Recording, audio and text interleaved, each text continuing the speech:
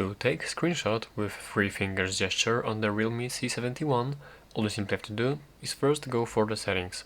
From here, you will have to scroll all the way down and move yourself into the accessibility and convenience.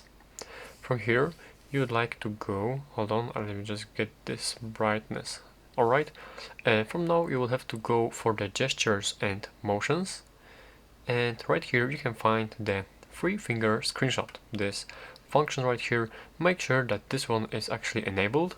And now to perform a screenshot, what you have to do is just tap on the screen with these 3 fingers and slide down, and just like this it will take a screenshot. And now you can go here for some more options with this screenshot.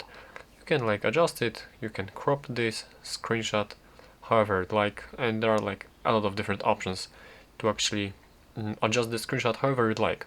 And after that, after you made up some changes, press save button, and you can either replace the original or save the copy. So it's up to you what you'd like to choose right here. And that's how you can do this.